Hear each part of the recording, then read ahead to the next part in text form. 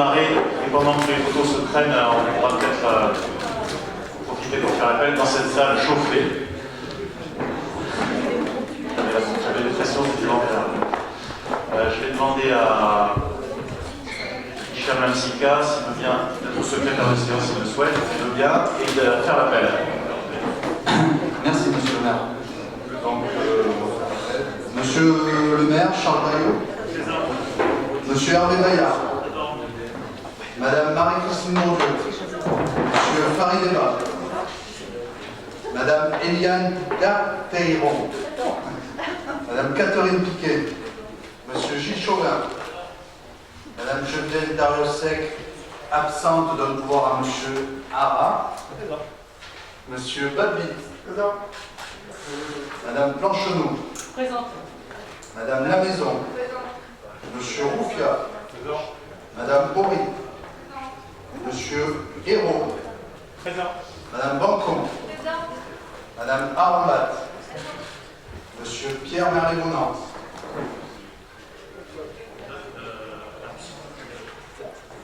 Sans explication.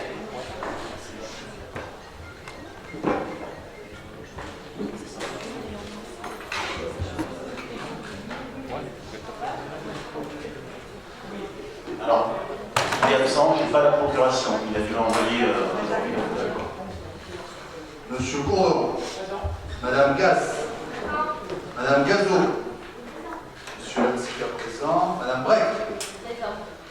Monsieur Demarnix. Monsieur Ourcade. Monsieur Hara, donc. Monsieur Capdeville. Madame Leblanc. Oui. Madame Garcia. Présent. Monsieur Savary. Madame Pio. Présent. Monsieur Bachet. Il arrive. Il fallait chercher, on vient de Madame Cavanier. Absente, donne pouvoir à Monsieur Savary. Monsieur Dutin. Madame Latrabe. Madame Lafitte. Merci.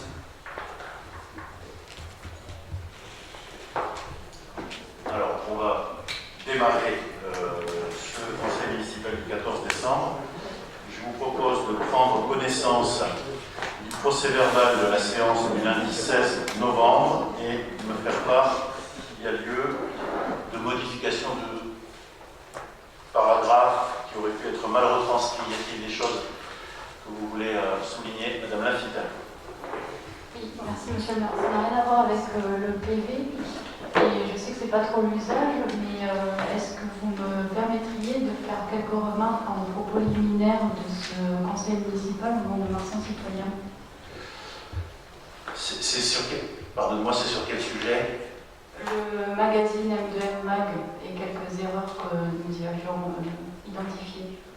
D'accord, est-ce que je vous propose de regarder ça en fin de séance si vous voulez bien? Oui, ça peut le faire.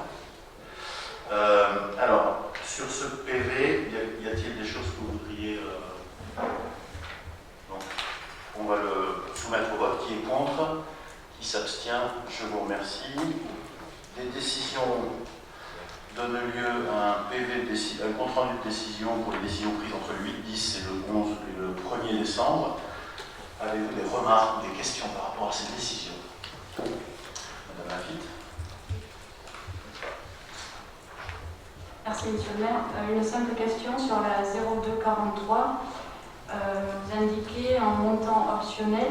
Ça signifie que c'est un montant qu'on envisage de verser si c'est nécessaire. Et donc, ça correspond à un montant de plus de 300 000 € que vous engagez sans l'aval du conseil municipal, c'est ça?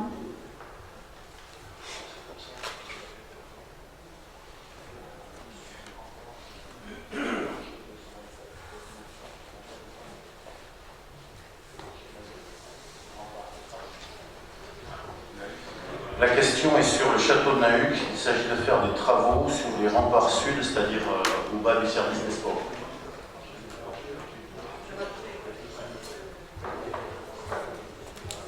Voilà, c'est ça. Hein. Donc ce marché confié à Sobamat qui est passé en commission d'appel d'offres d'ailleurs, je vais voir la décision qui est là, est bien sur une tranche ferme de 227 000 € et une option éventuelle supplémentaire de 132 000 €. Il s'agit si mes souvenirs sont bons, de la partie sud qui est du château de Nahuc et qui, par le biais d'écoulement d'eau et autres, doit être renforcée. Je regarde si j'ai la décision relative à cette... voilà. Donc c'est une procédure adaptée qui a été lancée le 23 juin, la remise des offres a eu le 16 juillet. Il s'agit de désigner l'attributeur du marché relatif aux travaux effectués au château de Nahuc, rempart sud, talus ouest. Voilà, ça a commencé d'ailleurs. Et ça a été jaugé en fonction d'une valeur technique 60%, prix 40%. Donc faut voilà. Est-ce que ça répond à votre question? Je suis désolée, mais je n'ai pas compris. Ça veut bien dire que donc, le marché est à 200 et quelques, et les 100 000 de plus, c'est une réserve, et peut-être que le montant des travaux sera de plus de 300 000 € à la fin, c'est ça? Très bien. Donc, bonsoir madame. En effet, ça veut dire qu'on va effectuer les travaux à hauteur de 227 545 €, et on se laisse la possibilité d'effectuer des travaux complémentaires. Si nécessité ou si besoin, en fonction de l'efficacité des travaux de la tranche ferme, on se laisse la possibilité de réaliser des travaux optionnels à hauteur de 132 000 € qu'on a identifiés parce qu'on a réalisé un diagnostic et qu'il est possible que ces travaux soient nécessaires, de façon à mettre fin au sinistre. Voilà. Est-ce que vous avez d'autres remarques sur les relevés de décision? Non. Donc il s'agissait d'en prendre connaissance. Je vous propose de rentrer dans les délibérations. Je vais passer tout de suite la parole à Nathalie Gass qui va nous présenter la charte de la vie associative. Nathalie Gass. Bonjour à tous. Donc, en ce qui concerne la charte de la vie associative, la ville accompagne au quotidien le monde associatif montois par des subventions directes ou indirectes. Pour cela, il est nécessaire pour les associations et pour la ville de bénéficier d'un document présentant les différents soutiens et définissant des règles équitables envers tous. La charte de la vie associative que vous pouvez trouver en annexe permet de définir les engagements réciproques de chaque partie.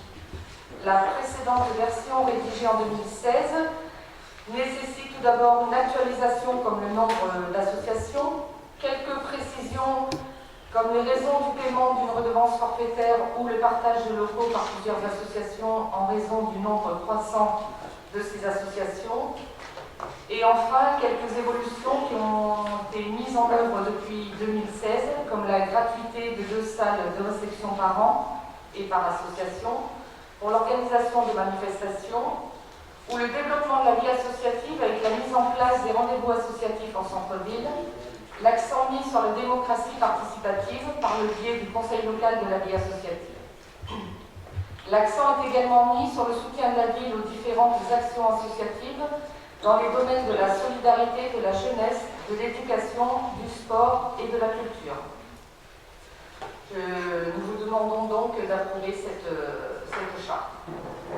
Merci Nathalie Gass. Avez-vous des questions par rapport à cette charte? Jean-Baptiste Savary. Merci Monsieur le maire. Pas de questions particulières sur la charte en elle-même. Juste peut-être quelques réflexions à avoir effectivement sur la vie associative montoise. Comme c'est souligné dans le projet, on a beaucoup d'associations, mais il faut s'en réjouir sur le territoire montois. On sait que la demande de locaux est assez importante et qu'il n'est pas toujours possible de répondre favorablement aux demandes qui sont faites. Après, pour autant, nous avons aujourd'hui déjà un certain nombre de locaux à même d'accueillir des associations. Nous avons tous autour de cette table des exemples en tête. Et je pense plus particulièrement, par exemple, aux locaux situés au boulevard de Candeau ou encore à la maison René Luc-Bernet. On sait également que ces locaux sont assez anciens, assez vétustes, je pense à ces deux locaux plus précisément. Et je voulais savoir si vous aviez une réflexion au niveau municipal sur des travaux de rénovation, d'accessibilité, des travaux de chauffage par exemple, puisque dans ces locaux, c'est un exemple que je connais puisque je l'ai vécu en tant que militant associatif, dans le cadre de la gestion du chauffage de ces salles par exemple, il y a une minuterie qui permet d'arrêter le chauffage à une certaine heure, ça je ne le conteste pas, mais c'est vrai que ça serait parfois peut-être intéressant de voir avec les associations pour élargir, on va dire, les horaires de chauffage des locaux, parce que j'étais confronté à ce problème-là, où en travaillant jusqu'à plus de 19h, enfin en travaillant en fin d'après-midi et en dépassant 19h, on s'est retrouvé dans un froid polaire, et c'est pas tant le système de chauffage, je pense que là le débat c'est la vétusté des locaux en eux-mêmes. Donc voilà, le débat il n'est pas forcément sur la charte en elle-même, mais plus globalement sur l'état de nos associations et des locaux associatifs de la ville. Et donc voir, voilà, nous serions assez intéressés par des rénovations de ces locaux, on sait que cela coûtera cher, mais il faut s'en enorgueillir du tissu associatif montois et peut-être réfléchir à des rénovations de ces deux salles qui sont assez grandes et permettent d'accueillir beaucoup d'associations. Je vous remercie. Merci de cette remarque. Y a-t-il d'autres remarques sur cette délibération? Alors j'essaie, avant de la soumettre au vote, pour faire une réponse, et bien évidemment nous avons un œil très attentif quant à la possibilité de loger nos associations dignement. Je salue d'ailleurs, je crois que c'est dans la charte, je salue aussi la compréhension pour les associations, parce qu'ils s'en créent régulièrement de devoir mutualiser aussi et de partager les salles. Alors sauf quand il y a un salarié permanent, c'est plus compliqué, mais quand on peut mutualiser, on mutualise. Il y a plusieurs sites qui sont gérés par la vie locale de Caroline Piton. Et il y a bien évidemment une réflexion, alors réhabiliter notamment l'espace le plus ancien, celui qui est à Saint-Jean-d'Août, ne paraît pas forcément l'option la meilleure, puisqu'il peut y avoir une réflexion notamment en anticipation du déplacement du palais de justice, qui va concentrer les trois juridictions, et notamment le civil et le commerce et le prud'homme, qui vont partir donc dans le nouveau palais de justice. On s'est porté acquéreur par le biais d'une transaction où nous achetions également des maisons qui permettaient de faire le nouveau palais de justice. On deviendra acquéreur de l'hôtel planté, l'ancienne DDJS actuellement, tribunal commerce et prud'homme.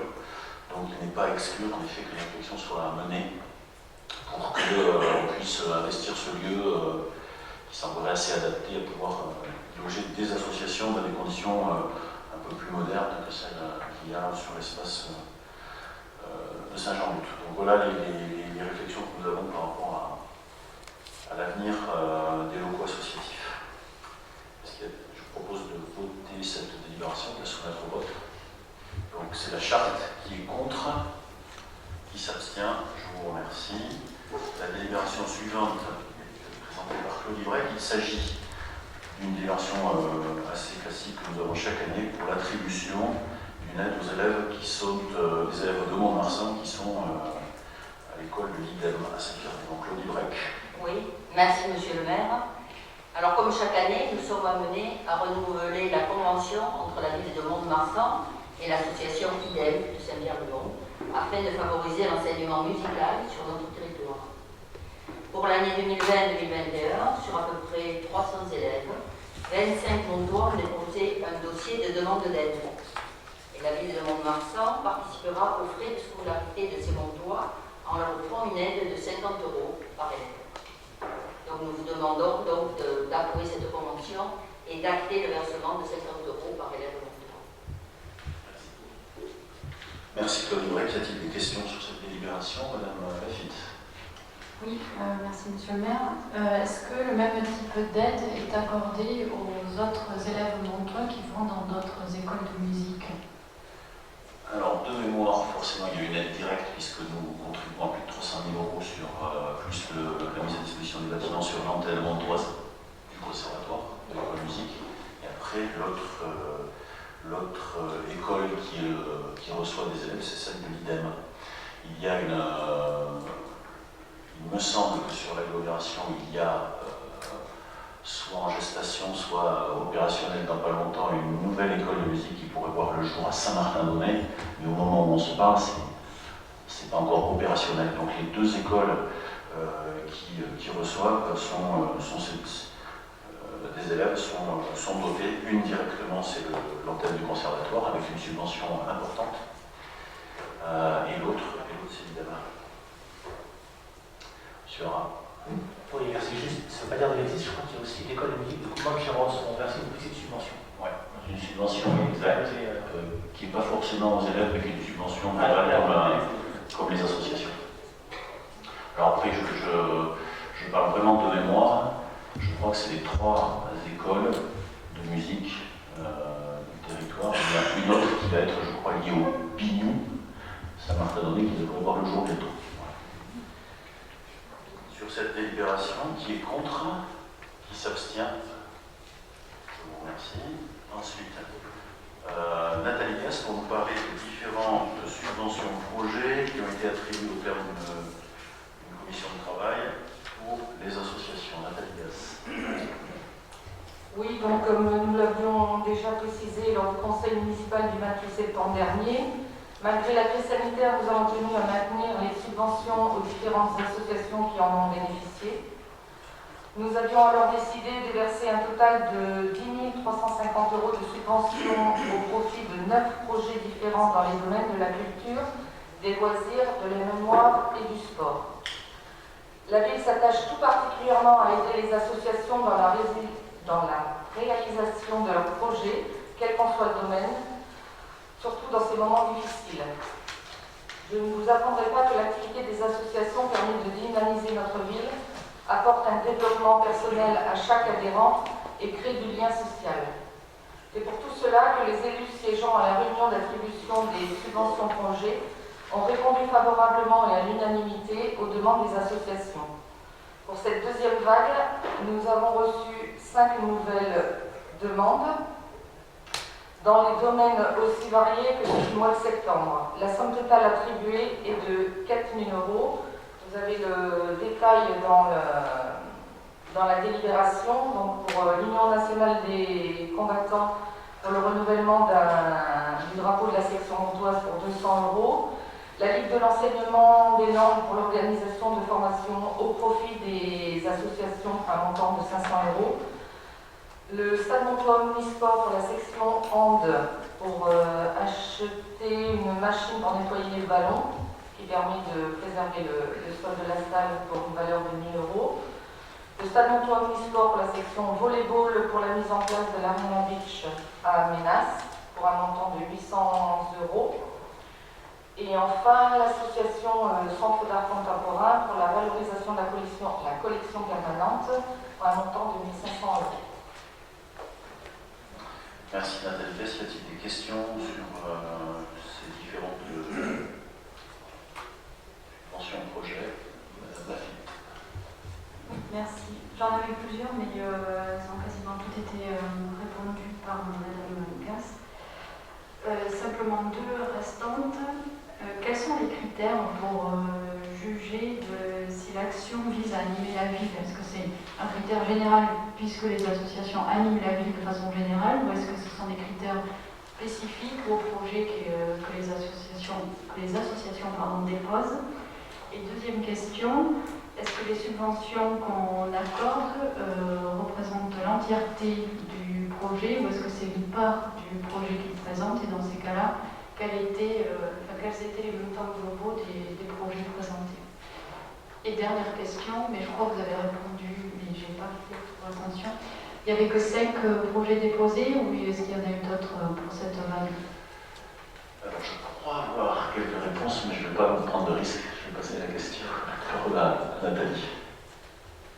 Merci, Monsieur le maire. En ce qui concerne les critères, effectivement, il faut tout d'abord que l'association soit une association montoise. Et c'est vrai que le projet doit animer la ville, ou doit permettre d'animer la ville, ou d'aider des personnes et des adhérents à mieux vivre dans l'association. Ensuite, les subventions, à savoir que les subventions projet sont plafonnées à un montant de 1 500 €. On ne peut pas donner plus, même si il est demandé plus. Pour exemple, pour chaque association, il y a un dossier qui est déposé, un dossier projet, dans lequel il y a tout leur financement et le coût total. Donc par exemple, pour l'UNC, pour le drapeau, le budget total est de 1 500 € et ils ont demandé la somme de 200 €. Nous n'avons eu que 5 demandes pour cette deuxième vague, pour la fin de l'année, et nous avons répondu positivement à tout ce qu'on nous a demandé, et on a accordé toutes les sommes qu'ils avaient demandées. Merci. Y a-t-il d'autres questions sur cette délibération que je propose de soumettre au vote? Donc, qui est contre? Qui s'abstient? Merci, c'est voté à l'unanimité. Je vais passer à la parole à Gilles Chauvin. Il s'agit de l'acquisition d'un immeuble situé sur les berges, pas très loin du Café Musique. Gilles Chauvin. Merci, monsieur le maire.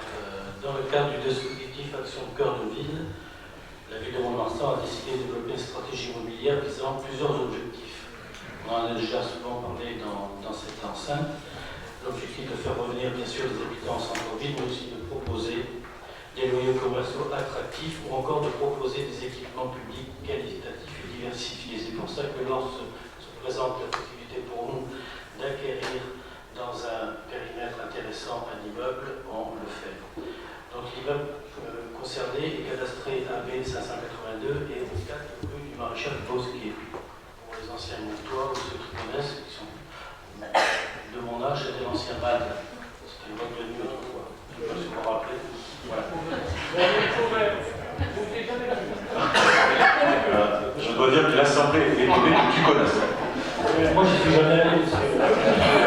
Parce que ce sont des oui-dire, vous savez, ce sont des oui-dire. Donc, on propose d'acheter ce bâtiment à monsieur Hugues Breton et madame Tichatran, qui dispose d'une superficie de 555 m². Après négociation, il a été décidé d'acquérir le bien pour la somme de 200 000 €. Et nous demandons bien sûr votre avis et sur cette délibération. Je voudrais peut-être ajouter un complément et le faire sous contrôle de Marina Varro. Tu peux m'intervenir par rapport à ça. C'est une opération qui est étroitement liée au projet de rénovation du Café Musique. Je ne sais pas si Marina... Oui, effectivement. Donc c'est certainement un bâtiment qui sera associé après à la réhabilitation du Café Musique. Et on a eu un problème pour la surélévation. Donc je pense que notre choix va se porter sur ce bâtiment. Donc les architectes travaillent dessus actuellement. Est-ce que vous avez des questions, Madame Lafitte? Oui, alors toutes mes excuses si elles font doublon avec ce qui a été dit en commission, mais j'ai assisté à la commission en visio et je dois avouer que je n'ai quasiment rien entendu des échanges qui ont été menés. Pas de souci. Donc, désolé. Première question, pourquoi France Domaine n'a pas fait d'estimation en bonne et due forme et n'a émis qu'un jugement sur la valeur du bien? Pourquoi nous rachetons ce bien plus cher que ce que n'a jugé France Domaine malgré ce nom d'estimation? Et je viens d'avoir ma réponse sur le Café Musique. Alors, sauf erreur de ma part, c'est vrai qu'on a un petit peu de France Domaine, je n'ai pas l'estimation, je la... 180, c'est ça? Voilà, c'était 180, alors au départ c'était 220, donc on a quand même, ça a quand même diminué de 20 000 €, puis bon, après c'est la loi de l'offre et de la demande, hein, donc les propriétaires ont négocié et nous aussi on est arrivé à ce prix-là, tout simplement. Alors, on n'est pas démesurément plus élevé ou différent à la baisse ou à la hausse que l'estimation des lois. Et après, il y a un vrai caractère stratégique dans le cadre. Oui, et puis voilà, il faut que le projet du Café Musique avance, donc voilà, on a trouvé cette option pour justement qu'on arrive à construire, à réhabiliter ce bâtiment, enfin ce Café Musique qui est quand même très important pour Mont-de-Marsan. Donc c'était important d'acquérir ce bâtiment vraiment. Allez-y. Aucune difficulté, je trouve, enfin avec un sens citoyen, on trouve que c'est d'ailleurs très bien que vous ayez acquis ce bien, et notamment s'il s'inscrit dans le projet du Café Musique. En revanche, effectivement, sur ce projet-là, on n'est pas tellement au-dessus de l'estimation. Il y a une délibération numéro 8 où, de nouveau, on n'est pas tellement au-dessus de ce que dit France Domaine.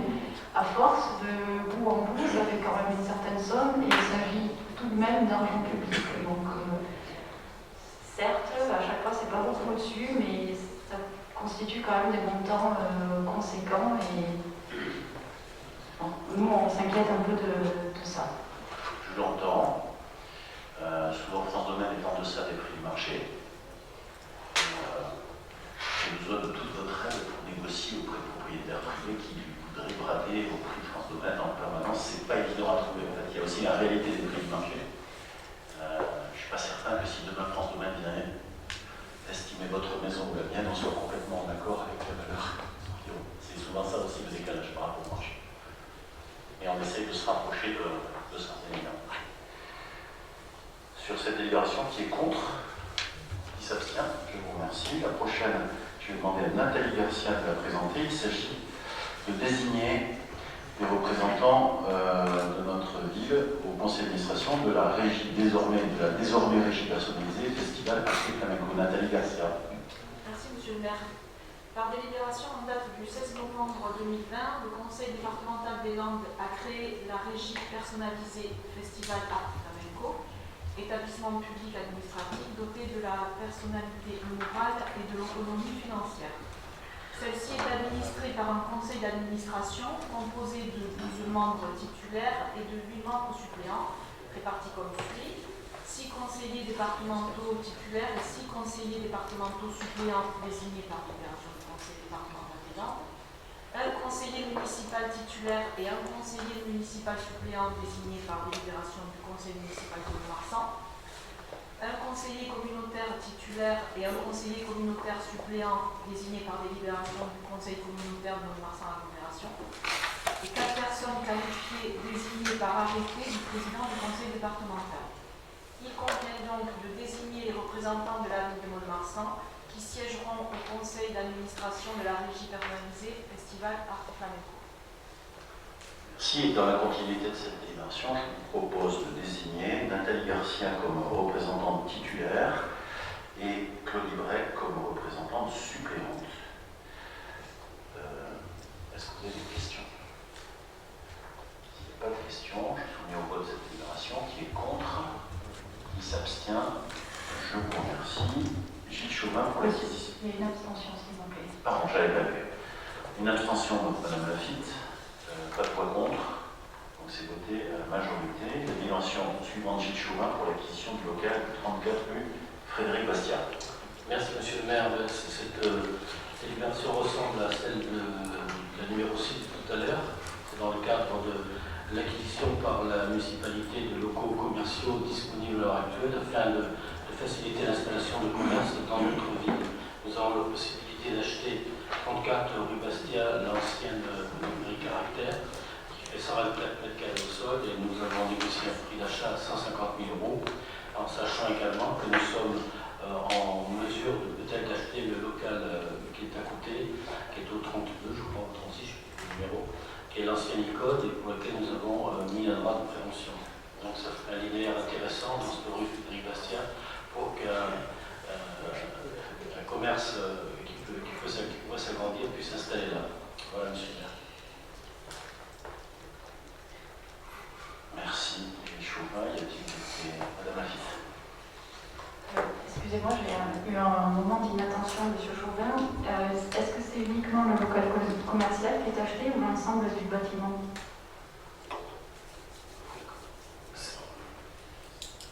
Oui, c'est que le local commercial qui est acheté, c'est pas le bâtiment. Ça fait 155 mètres carrés, c'est déjà un beau local. 124, non? 124, Oh, ouais.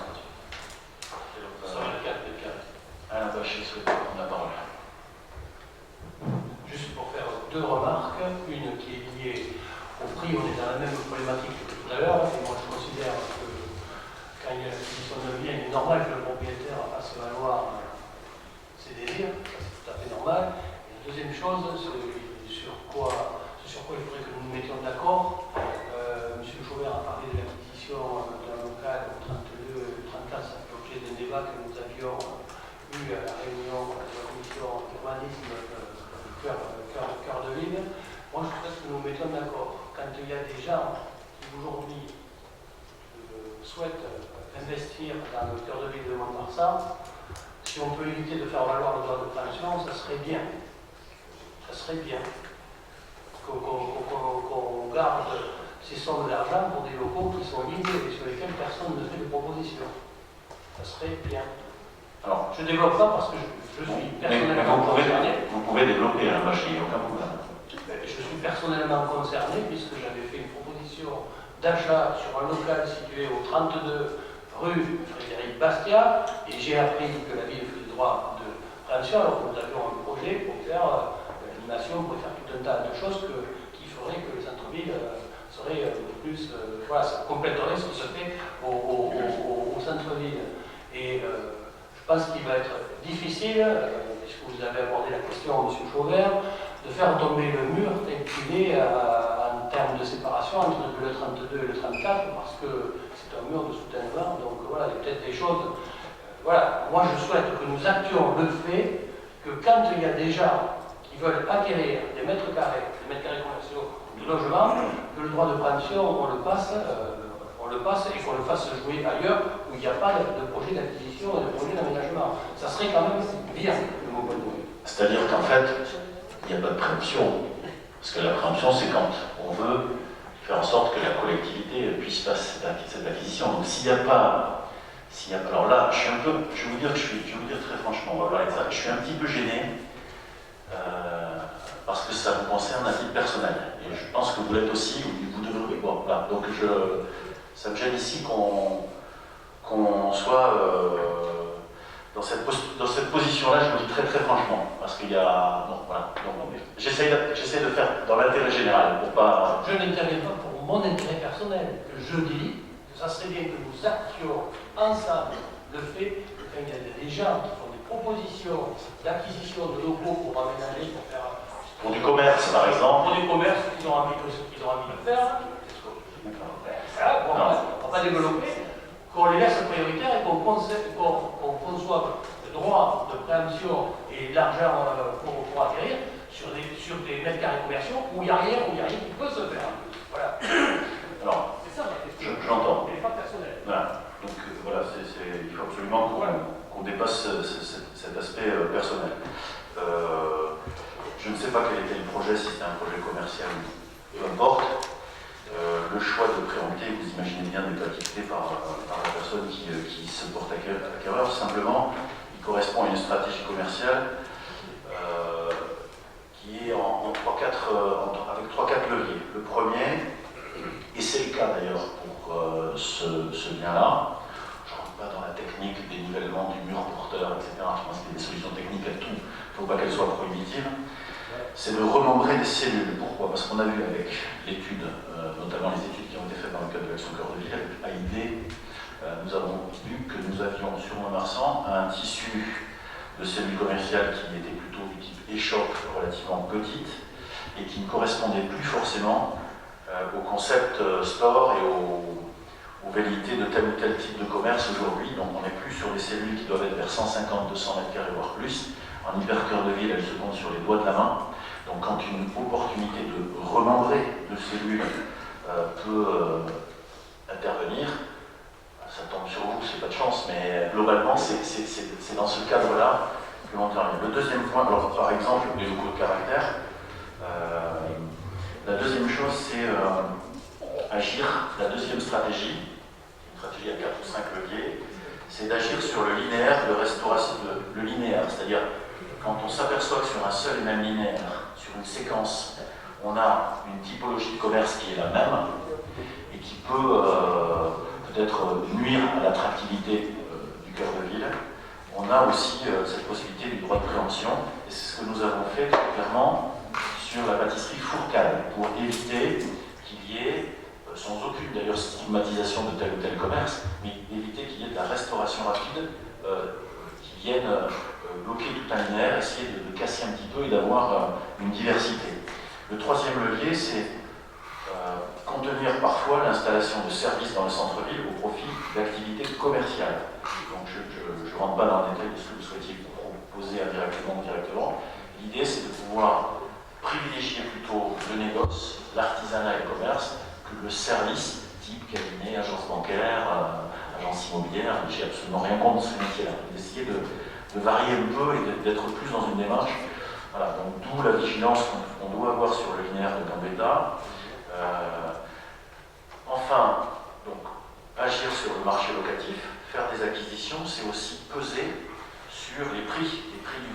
Voici justement, on l'a vu avec certains, notamment le dispositif Tester votre commerce. On a une jeune créative d'entreprise qui s'est installée, rue Frédéric Bastiat, c'est de pouvoir accéder et permettre d'accéder à des jeunes entreprises à des loyers qui sont moins prohibitifs peut-être que ceux qui pourraient être restés sur des schémas anciens de certains propriétaires qui ne bougent pas leur loyer sans faire de travaux, qui ne font pas de travaux non plus. Donc c'est peser sur le niveau des loyers. Et enfin, c'est faciliter le retour à l'habitat hors périmètre. Tout à l'heure, Marie-Daphine posait la question de savoir si c'était que le bas d'immeuble ou en haut. Donc là, c'est que le bas d'immeuble. On sait que par exemple, à l'angle des 4 cantons, je ne sais pas le numéro exact, mais là vous avez l'ancienne marchand de machines à coudre, mutuelle, on a un bas d'immeuble et un haut d'immeuble. Là, il y a des appartements qui seront d'ailleurs très vraisemblablement relâchés dans le marché privé avec des porteurs de projets, quitte à aider ces porteurs de projets avec des subventions type Solia ou autres, pour que justement on fasse en sorte qu'il y ait des habitants qui continuent de revenir en centre-ville. Donc 5 leviers guident notre stratégie en matière de parcours marchand et d'acquisition foncière. Il y en a une 6e, je tiens à dire, c'est qu'on essaie d'être le plus près possible des prix du domaine, voire même inférieurs. Et ça, c'est la loi du marché. Donc, c'est remembrer des cellules pour en faire des cellules suffisamment grandes en surface et attractives. 2, c'est parfois être vigilant sur des linéaires un peu trop monocordes qu'il faut essayer de faire varier pour avoir un parcours marchand attractif. 3, c'est limiter, juguler parfois l'installation de services au profit d'artisanat ou de commerce. 4, c'est peser sur les prix du marché locatif. Et 5, c'est toujours essayer de booster des habitats mixtes, du logement social, créer du logement différent dans le centre-ville. Donc voilà ce qui guide notre démarche. Et c'est surtout pas une démarche où, alors, bien évidemment, après c'est au gré des possibilités de mutation. Il faut que les immeubles soient à vendre. Mais voilà ce qui guide notre démarche. Est-ce que vous avez des questions, d'autres réflexions sur cette délibération qui concerne, je le rappelle, l'acquisition du 34 rue Frédéric Bastiat? Je vous propose de le voter. Qui est contre? Qui s'abstient? Je vous remercie, c'est voté à l'unanimité. La décision suivante. La délibération suivante et les suivantes d'ailleurs, pour Christophe Fourcade, il s'agit de décisions modificatives notamment pour la prochaine délibération. Christophe. Merci, monsieur le maire. Cette troisième décision modificative du budget de la ville, nous vous proposons de valider le transfert en section investissement du chapitre 101 sur le chapitre 23 pour 9 500 € qui concerne le projet de Barbe d'Or. Je passe à la suite ou... Ouais. Concernant le budget de la régie des fêtes, cette première décision modificative, dans sa partie fonctionnement, nous permet d'intégrer une revalorisation des charges de personnel à hauteur de 5 792 € et les créances éteintes, dont nous aurons l'occasion de parler ultérieurement, pour 836 €. Ces montants sont équilibrés par un virement de la section 011 et un ajustement des prestations de services. Concernant maintenant la troisième décision modificative du budget annexe parc et stationnement, là aussi on intègre les créances découvrables pour 636 € compensées par une réduction des services bancaires. Concernant le budget annexe projet rénovation urbaine, cette deuxième décision modificative, dans sa partie fonctionnement, intègre les créances éteintes et des charges de copropriété sur les commerces de l'îlot Rosalan. Ces variations, ces variations budgétaires sont équilibrées par un virement à la section investissement à hauteur de 7 346 € et une diminution du chapitre 101, immeuble de rapport, puisque nous sommes en comptabilité de stock. Et la dernière décision modificative concerne le budget annexe à régie chauffage urbain géothermie, où on constate une diminution de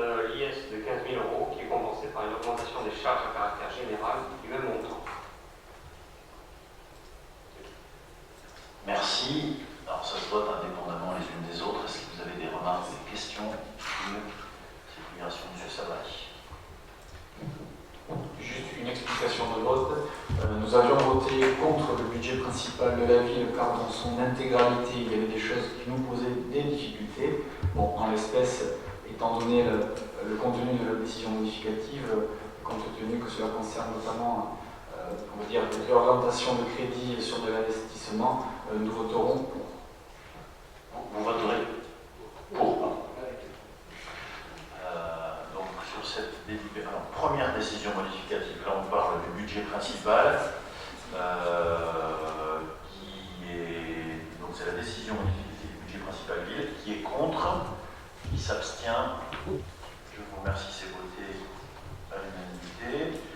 La deuxième délibération, c'est la décision modificative numéro 1 sur l'article des fêtes, qui est contre, qui s'abstient. Merci, c'est à l'unanimité. La troisième, c'est la DM3 sur le pacte de stationnement, qui est contre, qui s'abstient. Merci, l'unanimité. La suivante, c'est sur le PRU, rénovation urbaine, décision modificative numéro 2, qui est contre, qui s'abstient. Merci. Et la régie de chauffage urbain géothermie, la DM1, qui est contre, qui s'abstient. Merci. Donc c'est voté à l'unanimité. Délibération suivante, Christophe Fourcade, il s'agit de nous permettre de fonctionner en délivrant 25% des crédits. Christophe. Alors, dans l'attente du vote du budget 2021 et considérant que les restes réalisés de 2020 sur certains chapitres budgétaires et d'investissement pourraient être insuffisants, une autorisation d'engagement et de mandatement sur 2021 est proposée pour le lancement de certains travaux. Ainsi, il vous est demandé d'autoriser l'ouverture des crédits à hauteur de 25% des crédits ouverts en 2020, soit un total de 1 546 000 €. Qui est contre, qui s'abstient. Merci. Délibération suivante, Christophe Fourcade. Sur le même principe que la décision précédente, il est maintenant demandé d'autoriser l'ouverture des crédits à hauteur de 25% pour le budget annexe parc de stationnement, ce qui représente une somme de 19 220 €. Qui est contre, qui s'abstient. Merci. Vous avez l'unité. Je vais passer la parole à Cathy Piquet pour les pompes funèbres.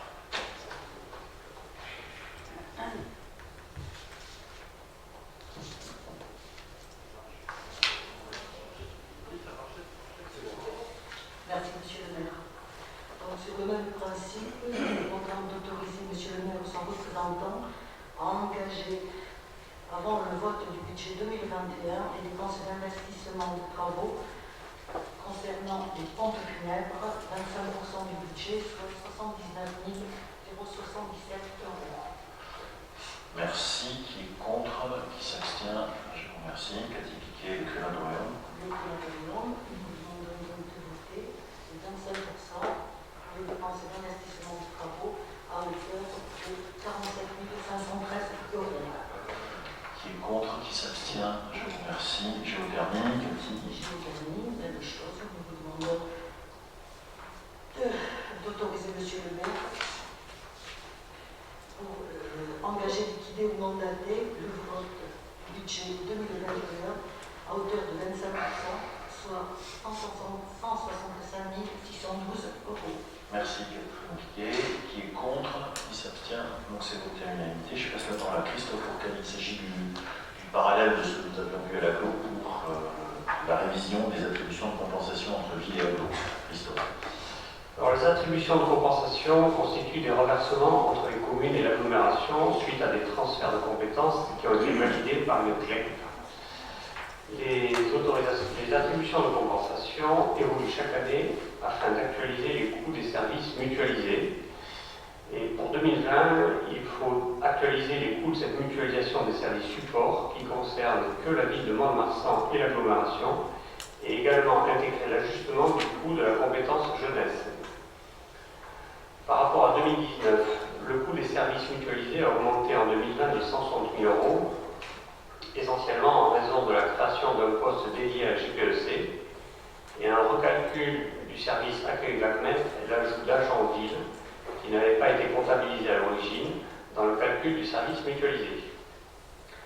La répartition des coûts des services entre la ville de Mont-de-Marsan et l'agglo est basée sur des clés de répartition par service. Et en fonction du service, donc on a soit la clé de répartition est soit le nombre de mandats pour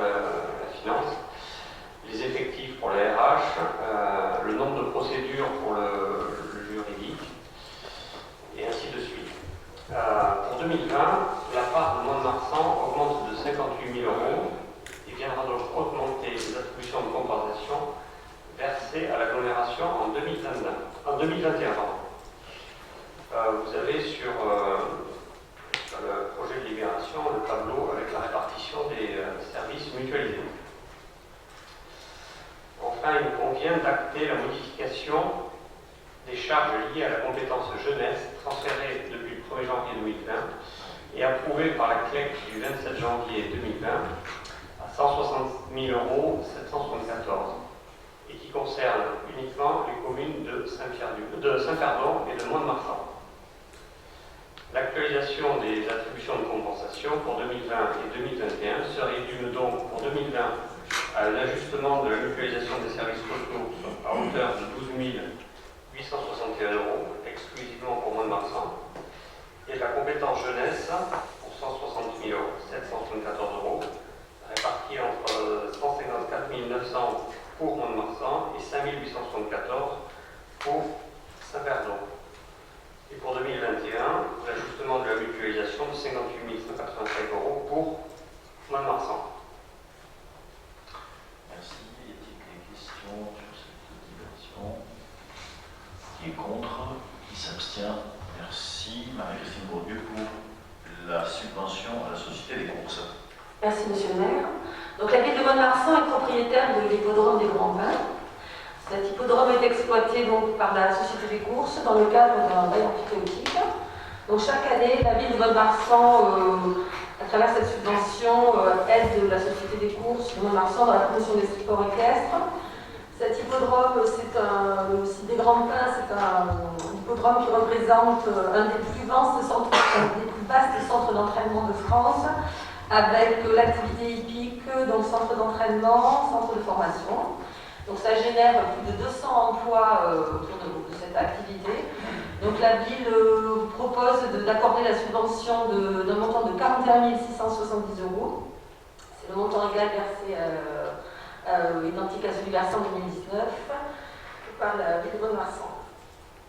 Merci. Y a-t-il des questions par rapport à cette version, Monsieur Savary? Seulement une petite explication de vote. Nous voterons pour cette subvention à la Société des courses de Mont-de-Marsan.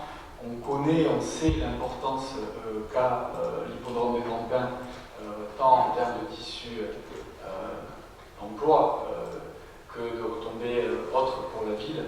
Et manifestement, il est toujours plus intéressant d'utiliser un bail emphytéotique pour gérer un hippodrome, où nous n'avons pas forcément vocation à maîtriser l'exploitation, que pour les Halles de la Madeleine. Donc voilà, c'était juste pour dire que nous voterons pour. Merci à vous.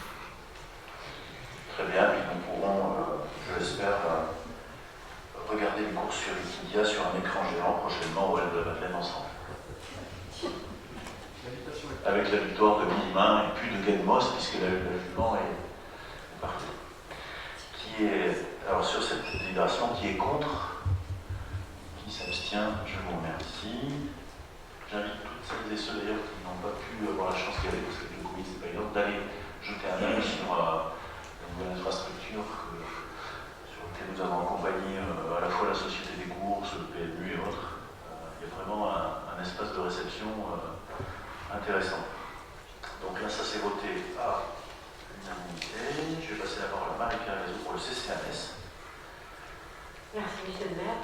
Dans l'attente du vote du budget 2021, et considérant que la subvention de fonctionnement de la ville de Mont-de-Marsan représente une part importante des recettes de fonctionnement du CCAS de Mont-de-Marsan, je vous demande de verser une avance sur la subvention annuelle à hauteur de 396 000 €. Y a-t-il des questions? Donc la même chose, c'est pour notre fonctionnement budgétaire. Qui est contre? Qui s'abstient? Merci. Merci Marie-Pierre. Christophe Rocade, c'est les créances éteintes. Je crois qu'il y a plusieurs délibérations. Créances éteintes de Christophe.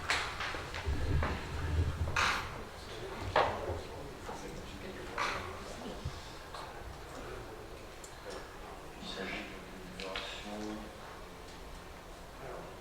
18.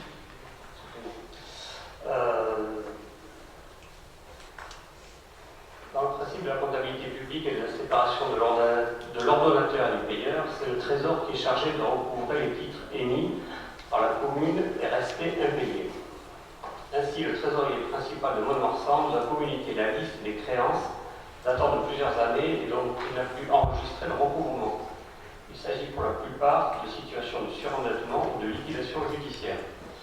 Le montant qu'il convient de constater en créance éteinte est de 48 854 €. Y a-t-il une question? Qui est contre? Qui s'abstient? Je vous remercie. Délibération suivante, Gilles Chourin, il s'agit pour le parc stationnement. Oui, merci Monsieur le maire. Dans le même ordre d'idée, c'est une liste de présentation de créances éteintes, budget annexe part de stationnement pour l'année 2020. Monsieur le trésorier principal de l'agglomération nous a informé qu'il n'a pu procéder au recouvrement de certaines recettes datant des exercices précédents. Budget annexe part de stationnement 636 €. Le recouvrement de ces créances était impossible. Il convient de l'inscrire. Les crédits correspondant à l'article 65-42 du France éteinte. Merci. Qui est contre? Qui s'abstient? Je vous remercie.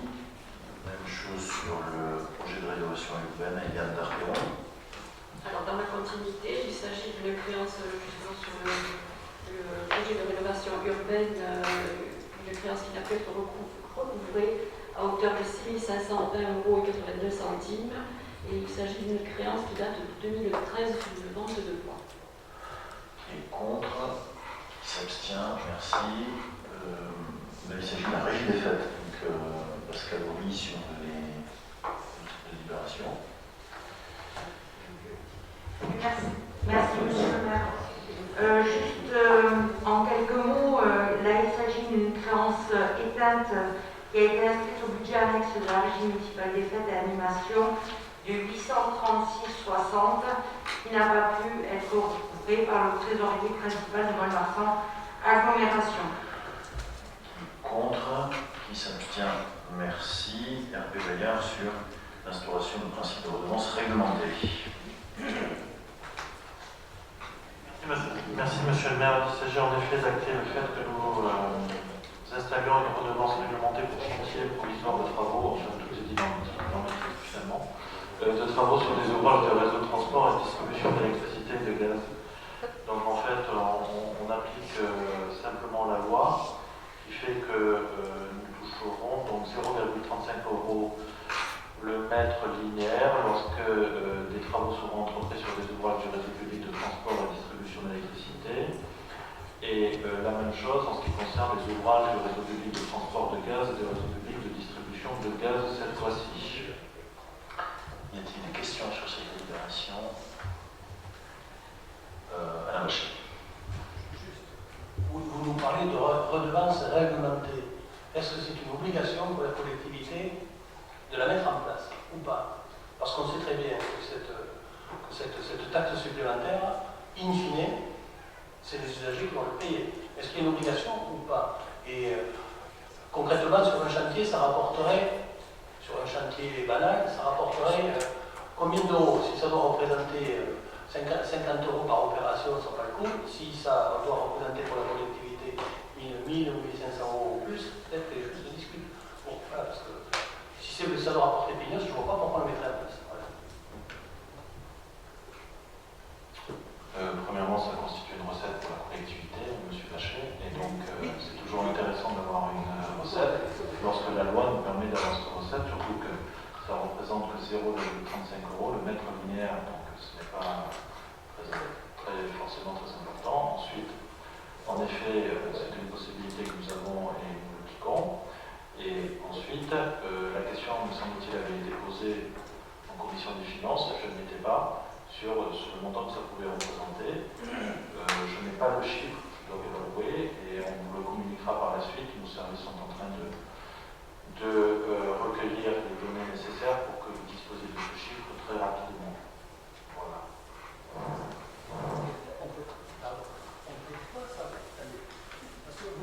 Appuyez sur le... C'est bon, ça va. Le buzzer. C'est bon. Non mais, vous nous dites, ça représente de l'argent pour la collectivité. Non mais, c'est 0,35 le mètre linéaire.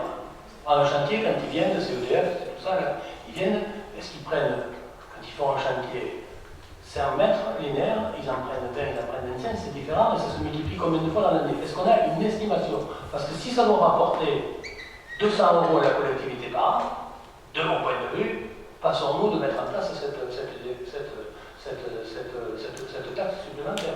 Si ça doit rapporter autre chose parce que ça gêne, etc., nous sommes dans un autre débat. Et voilà, parce que vous interrogez effectivement la Commission des finances, donnez-nous un peu le chiffrage, on arrive au conseil municipal quelques jours plus tard, nous n'avons une nouvelle fois aucun élément qui nous permet d'avoir une vision sur ce que ça peut représenter. Alors, on peut nous dire, vous chicanez pour peu de choses.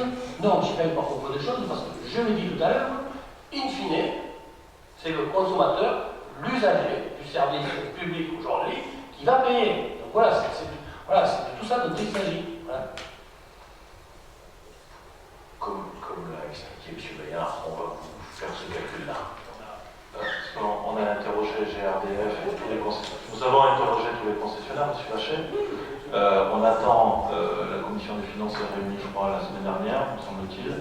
On attend le chiffrage. Dès que nous avons le chiffrage, on vous le communiquera de façon à ce que vous puissiez apprécier la situation. Voilà, tout simplement. On a sollicité nos services pour disposer de ces éléments. On ne les a pas encore, donc je ne vais pas vous inventer n'importe quoi.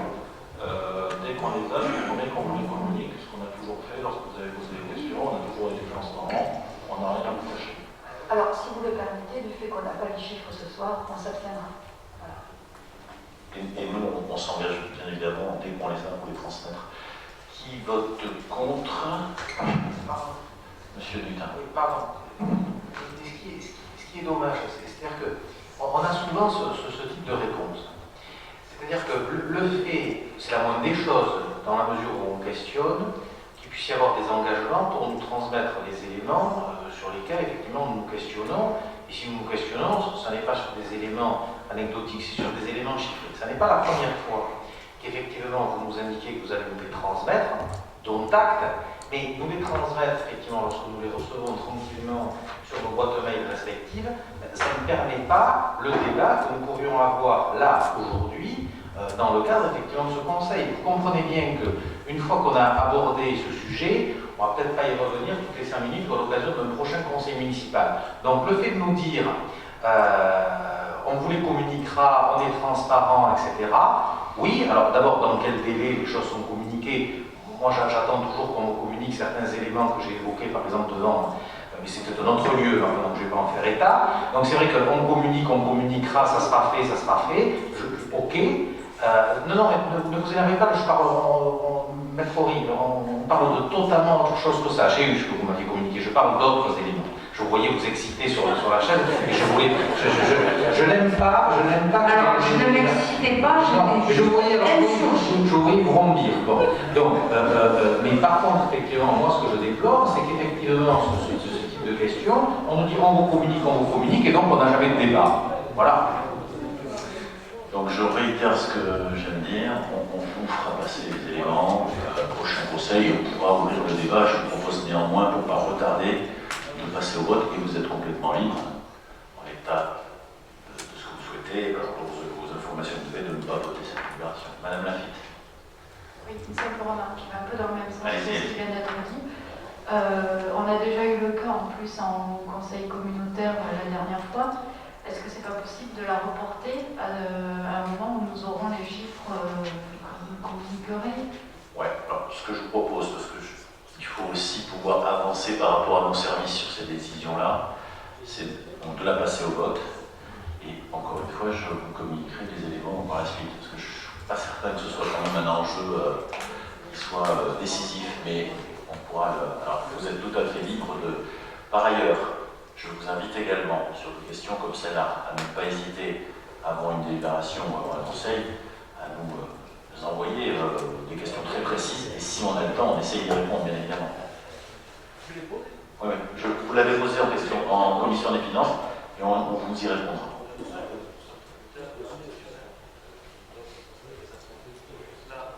Là, M. Vachet, ce n'est pas un manque de bonne volonté, c'est simplement parce que nous sommes tributaires des concessionnaires, on les a interrogés sur le sujet, ils doivent nous transmettre tous les éléments, et donc voilà, si on avait eu les éléments, ce soir on vous les communiquait, il n'y avait strictement aucun problème. Sans les éléments, ça aurait été bien que vous nous disiez, nous n'avons pas eu les éléments, nous retirons cette délibération, nous l'examinerons prochainement. Voilà. C'est tout. cette délibération, il y a d'autres remarques.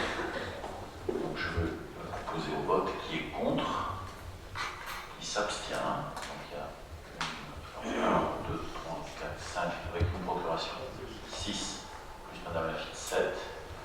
Je vous remercie. Donc c'est voté à la majorité. Ensuite, Réveillard, on parle d'un déclassement d'un espace du domaine public.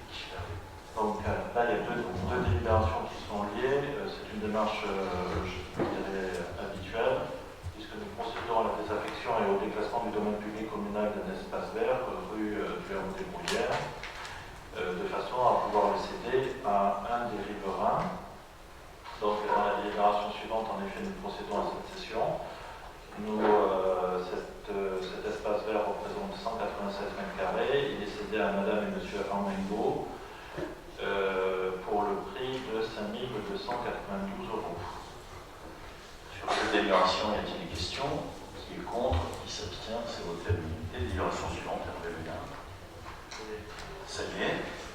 Pardon, j'étais distrait. Donc c'est la numéro 24. Donc sur la 24, qui est contre? Qui s'abstient? Merci, c'est voté à l'unanimité. Et je sais plus où j'habite, Cathy Piquet pour le chauffage urbain, pardon, géothermie. Cathy. C'est pour renouveler la mise à disposition du service chauffage urbain géothermie. À partir du 1er janvier 2021, les enseignements par la convention 6 juin.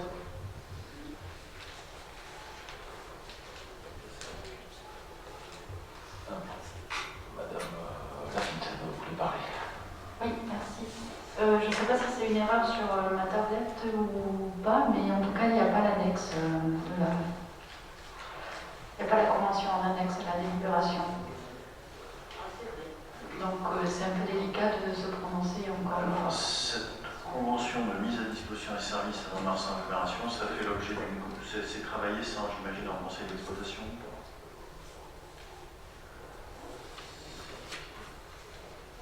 Donc moi, s'il n'y a pas l'annexe, en effet, ça peut être pour la déclaration. Pardon? Est-ce que c'est la même? C'est la même que l'an dernier. Bah, si c'est la même, C'est la même qui il n'y a pas de modification mise en œuvre. Ouais, sauf que Madame Lafitte doit nous faire confiance parce qu'elle n'en a pas eu connaissance. Il y a simplement, cette convention s'applique à partir du 1er janvier 2021 et elle peut être prorogée 3 fois. Donc il n'y a pas de changement sur celle de l'an dernier, que vous n'avez pas en annexe. Si vous souhaitez, on l'enlève. Bon, après, il n'y a pas eu de changement par rapport à l'année dernière. Ça a été vu, je crois, en conseil d'exploitation. Moi, je n'étais pas l'année dernière, monsieur le maire. Oui. Madame Lafitte. On a bien vu la différence, en effet. Je crois qu'on était nombreux quand même à pas être là. On a bien senti la différence, monsieur Lutin. C'est vous qui avez la main. Si vous voulez, on peut la décaler, vous voyez? Je veux bien qu'on la décale, s'il vous Bon, plaît. on n'est pas loin des fêtes de Noël. Mais je conçois que ce n'est que la libération. Donc, on se note, et je me tourne derrière les services. Il faut y annexer la convention. La délibération suivante, il s'agit d'une inscription au monument mort. Chantal Planchenou. Merci, monsieur le maire. Donc, par courrier en date du 9 novembre 2020, monsieur le chef de bataillon Pierre Saint-Jean a informé la ville de Mont-de-Marsan que le nom de son grand-oncle, André de Gaulle, ne figurait pas sur le monument aux morts de Mont-de-Marsan au titre de la guerre d'Indochine. Ce dernier souhaiterait que cette omission soit réparée avec l'inscription du nom de monsieur de Gaulle sur le monument aux morts.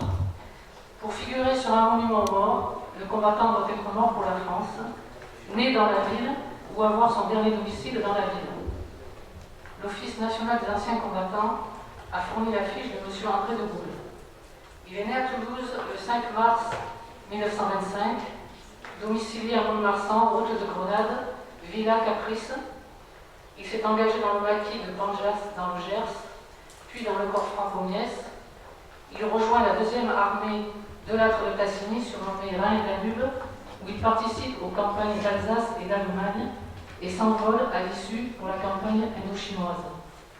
Sous-officier de l'armée française, il était sergent-chef au 21e régiment d'infanterie coloniale. Il est mort au combat à l'âge de 23 ans le 21 septembre 1948 sur le secteur de Hue en Indochine. Il est décoré de la Croix de guerre 39-45 avec étoile de bronze pour la campagne d'Allemagne, de la Croix de guerre des théâtres d'opérations extérieures en Indochine et de la médaille militaire.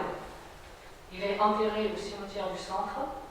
En 1972, le conseil municipal de Mont-de-Marsan a décidé de lui rendre hommage en nommant la rue André de Gaulle en face du lycée Charles d'Espée.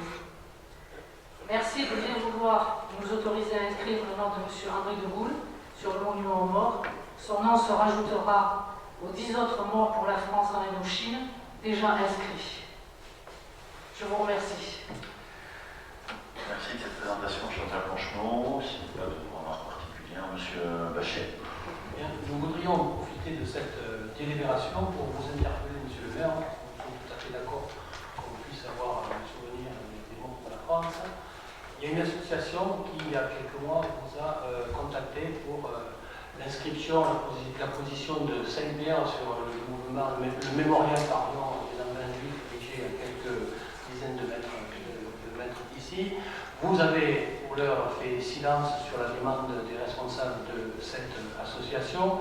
Nous considérons qu'au regard de l'histoire, au regard de ce qu'a été Mont-de-Marsan, que nous devrions, et nous vous interpellons pour que nous puissions prendre la même décision pour que ces pierres puissent être mises par ces responsables d'association et que chacun et chacune des Montois, mais aussi des familles qui viennent régulièrement se recueillir sur ce mémorial, puissent trouver trace de ce qui est arrivé à quelques heures des gens de leur famille, et notamment, puisqu'à chaque fois il s'agit d'enfants, et je citerai simplement un écrit que cette association nous a fait parvenir.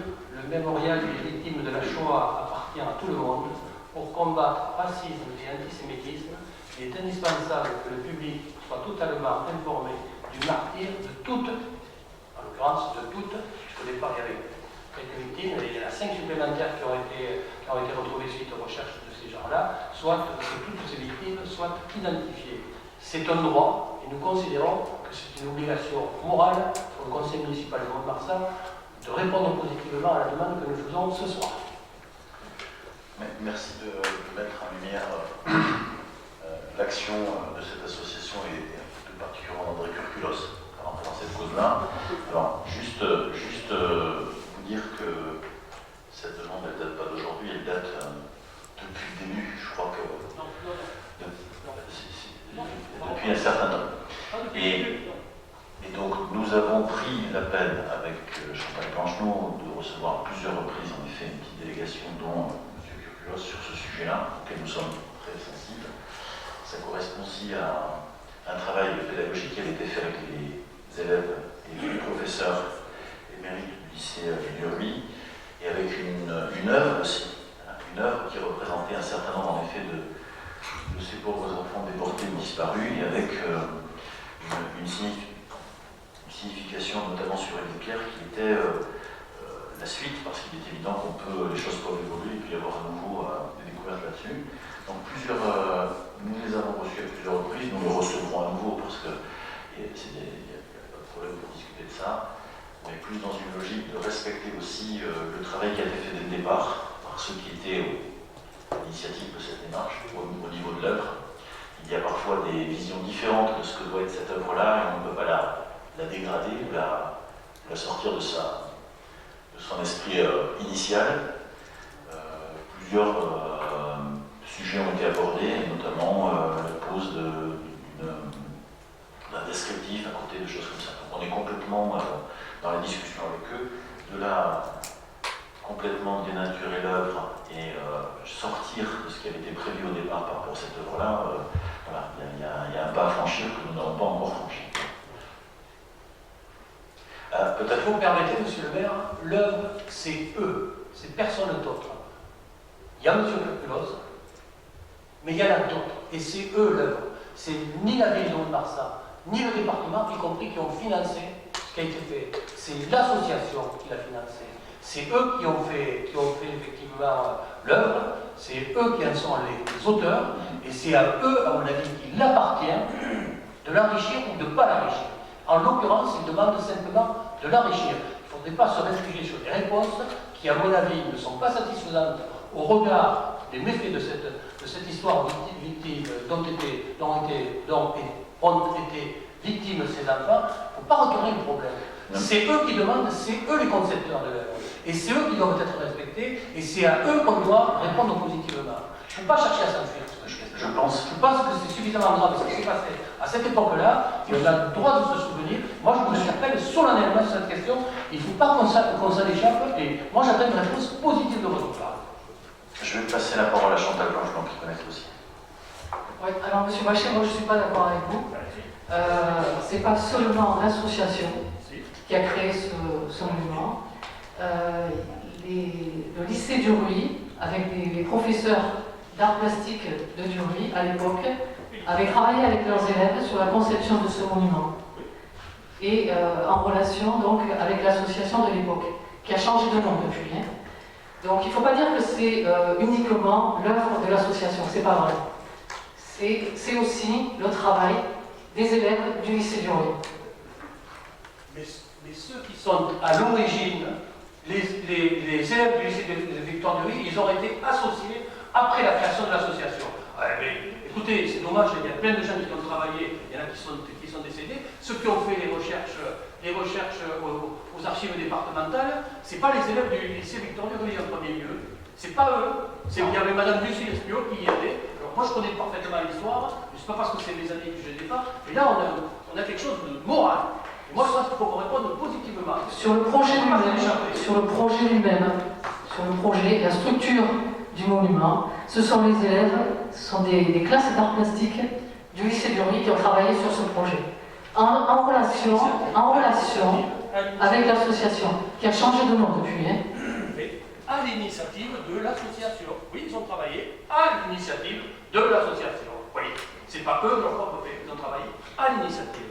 Ne serait-ce qu'au regard de l'histoire, voilà, on va pas qu'on va chercher. Mais il faut pas changer l'histoire. Il ne faut pas changer l'histoire. Mais ils ne changent pas l'histoire. Ils ont fait des recherches qui leur ont permis de trouver 5 noms supplémentaires, c'est tout. Ils ne changent pas l'histoire. Il faut arrêter de caricaturer, de trahir les choses de la société. C'est inadmissible ces propos. Inadmissible. On partage tous le fondement de cette cause, hein, d'accord? Donc n'allez pas surjouer le fait que vous seriez plus défenseur de cette cause-là que d'autres. Ce serait malsain. Simplement, nous avons pris soin de les rencontrer, mais c'est chaque année que mon prédécesseur les rencontrait régulièrement, je les ai rencontrés régulièrement, pour bien comprendre comment s'était fait cette œuvre-là. Et encore une fois, ce n'est pas aussi simple que ça, hein. C'est un travail en co-construction, notamment, je parlais moi des enseignants d'histoire, notamment du lycée du Ruy, avec une œuvre bien précise, avec un contexte. Et donc, il s'agit de ne pas dénaturer aussi le travail qui avait été fait dès le départ. Je pense d'ailleurs qu'il y a une période où nous avions, avec cette association, et notamment M. Plolos, nous étions tombés sur un point d'accord qui avait été d'ailleurs formalisé, signé et contractualisé. Manifestement, ce point d'accord est remis en question un petit peu tous les ans. Voilà, simplement. Après, ça ne mélangeons pas le devoir de mémoire sur lequel nous sommes tous attachés, au même titre que vous, pas plus ni moins, et la logique qu'il a fallu respecter dans la co-construction de cette œuvre. Je voudrais, si vous le permettez, parce que là, on ouvre cette parenthèse et je n'ai rien contre, mais qu'on revienne sur cette délibération, parce qu'il s'agit quand même de la mémoire de M. de Gaulle, et donc à ce titre-là, j'aurais voulu vous proposer de voter cette délibération. Qui est contre? Qui s'abstient? Je vous remercie. Sans aucune transition, je passe la parole à Michel Mansika sur la partie des marchés. Merci, monsieur le maire. Donc pour cette 27e délibération, la dernière, nous proposons la tarification du mètre linéaire pour les commerçants non sédentaires. Comme vous pouvez le constater, les tarifs entre 2020 et l'année qui arrive sont identiques. Il s'agit d'une volonté d'aide et de remerciement aux commerçants non sédentaires pour l'année catastrophique que nous connaissons. Merci, monsieur le maire. Merci. Michel Mansika, est-ce que vous avez des questions par rapport à cette délibération? Qui est contre? Qui s'abstient? Je vous remercie. J'en profite avant de laisser la parole à Mme Lafitte qui voulait s'exprimer sur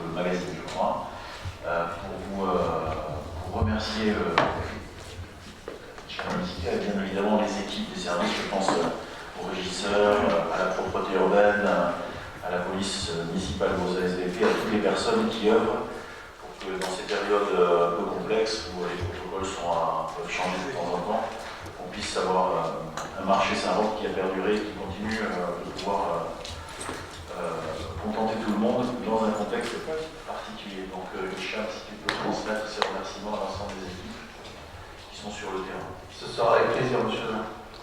Donc ça c'est voté à l'unanimité. Madame la Chine, vous voulez intervenir? Je vous remercie, monsieur le maire. Donc tout d'abord deux petites remarques sur le M2M Magazine que nous avons reçu ces derniers jours.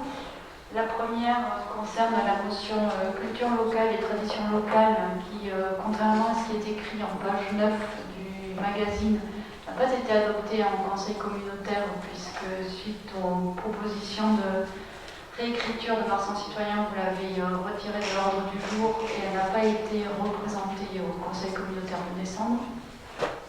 La deuxième petite remarque concerne la tribune de votre majorité, puisqu'encore une fois, contrairement à ce qui a été écrit, Marsan Citoyen a voté pour les bons d'achat de cet été et avait même fait des propositions pour aller un peu plus loin. Enfin, la troisième remarque, elle sera un peu plus longue. Elle concerne le dossier spécial de cette édition.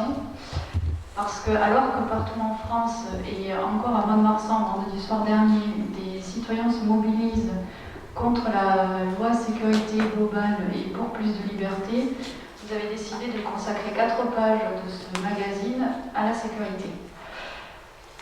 Au-delà du timing qui est un peu hasardeux, ça questionne quand même sur le fond du dossier, puisque vous annoncez par la voix de Madame Piquet qu'1 à 2 caméras supplémentaires seront installées chaque année de cette nouvelle mandature. Or, je ne me souviens pas que nous en ayons discuté en conseil municipal, mais peut-être parce que ça l'a été dans la mandature précédente. Vous dites toujours dans le même encadré mettre en œuvre tous les moyens utiles au traitement de la délinquance et des incivilités. On se permet de vous questionner sur ce que sont ces moyens. Est-ce que c'est laisser des gamins si désœuvrés qu'ils en viennent à brûler des voitures toutes les semaines, à tomber tête la première dans les trafics de drogue et à sombrer dans la désespérance et la résignation? Est-ce que c'est laisser les familles vivre dans des logements indignes? Est-ce que c'est faire des actions cosmétiques dans les quartiers pour se donner bonne conscience? Et attention, ici, on ne remet pas en question évidemment le travail des agents qui, nous le savons, font ce qu'ils peuvent avec les moyens qu'on leur donne et surtout avec la vision politique qu'on leur impose. Mais c'est bien vous, en tant que responsable politique, que nous questionnons. Et je ne dis pas non plus que vous ne faites rien, mais nous disons avec Marsan Citoyen que vous ne faites pas assez pour le quartier du Pays-Roth comme le quartier Hélène Boucher, mais aussi pour l'ensemble des habitants.